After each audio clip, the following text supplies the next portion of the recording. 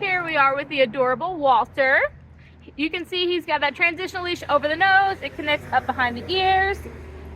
I forgot to ask, but I think he's worn one of these before because he's definitely not fighting it at all. If not, he's just amazing.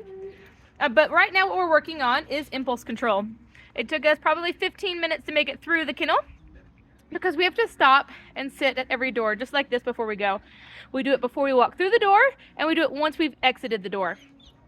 The way if you remember, this is behavioral training, so I'm not going to say anything to Walter. I don't give him any commands. I'm not going to use the word SIT. The way we do it is through contact pressure. So right now we're just chilling. When I give a little tug, he can start walking with me. To getting to put his bum down, I'm going to lift up the weight of an apple. Ooh, and look at that, boom, butt right down. It did not work that fast inside, but it took us a lot of practice, right? If his bum stands up, I lift my hand up and apply that contact pressure slightly. It's about the weight of picking up an apple. As soon as his bum goes down, the leash goes down. I want to position myself right beside him, so where our feet are right beside each other. Sorry, I'm trying to find a good angle here. Where our feet are right beside each other. And I want him to stay in that position. I want him to learn to chill as we have people coming and going. There's some over there. There's some people over there. And I just want Walter to learn we're just going to sit here. That's all we're doing. We're not going to wrap the leash around me. We're not going to bark. We're not going to be impulsive. There he stood up and started walking, so I picked up the weight of that apple again and made him put his bum back down. And we're just chilling here as everyone walks past. He stood up, so I'm lifting up the weight of an apple till his bum goes down. As soon as his bum goes down, I release that pressure as everyone's walking back and forth. We're doing some construction right now, so we have lots happening. He can lay down or he can sit down, but his bum has to be down. What I'm doing is I'm putting Walter in a calm state. He may not mentally be calm, but I'm going to put him in a physically calm position to help rewire his brain to go into a calm state of mind. All right, so we're sitting here. We're nice, calm, cool, and collective. We sat here for a while. We're going to start walking. He can't walk until I walk and I give that little bump on the leash. While I'm on the walk, I want to have a straight arm. You see how my arm is straight down, but it's slightly behind me. It's kind of by my back pocket.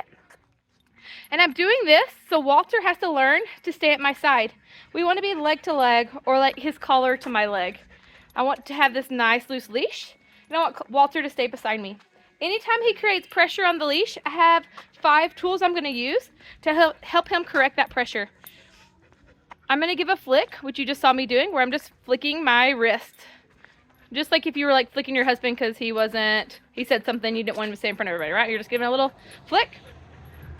You saw the reset, which is just where I stop, lift up the weight of an apple, have Walter put his bum down. As soon as that bum goes down, I release that pressure. That's another tool in our toolkit. We have zigzags where I just zig and zag back and forth. I'm just going back and forth, and I'll usually couple that with a flick too. My 4th tool is a direction change. Let's say we're walking this way and all of a sudden Walter loses his mind. I'm just going to turn around and walk the other direction until he's calm, cool, and collected. Once he's calm, cool, and collected, I'm going to turn around and walk back towards whatever it is till eventually I'm able to pass whatever is driving him crazy in a calm, cool, collected manner. The 5th tool is a rollback. I gotta get some space here, sorry. So we're walking. I'm just going to wait for Walter to create some tension on the leash. I'm going to walk at a different pace.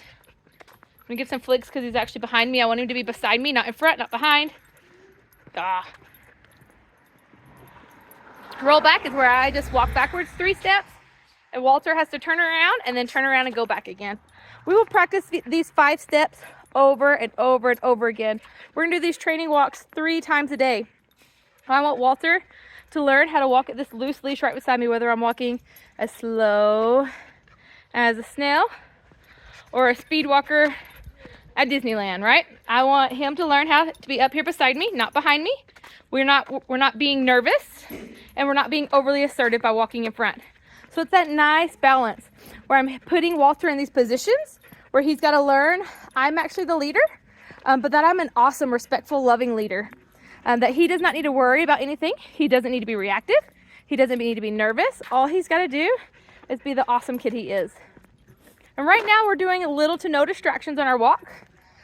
Probably tomorrow, depending on how well he does today, we're going to start to introduce those distractions. The barking dogs, the llamas, the chaos, the crazy. whatever we can find to distract or rile up Walter, we're going to start to introduce him to.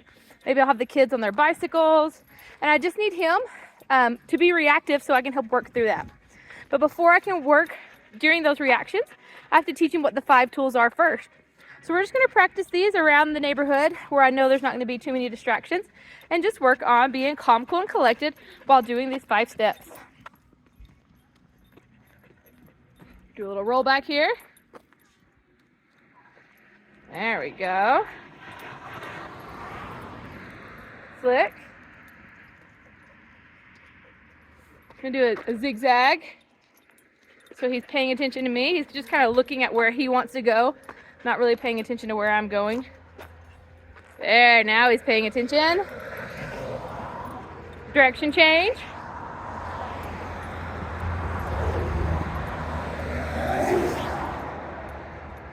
And now we're just going to do some patient building. Lift up the weight of an apple. And then I'm going to position myself right beside him. So we're at this nice heel position. This is so important. All these 5 tools are important because I need Walter to know how to control himself, right? So I'm not always nagging him or telling him what to do. I'm going to keep adjusting myself to be at his side. But this patient sit is important. This one isn't just a tool to get him to not pull. This is also a tool teaching him how to just be calm. I want to be able to check my mailbox without my dog wrapping me up.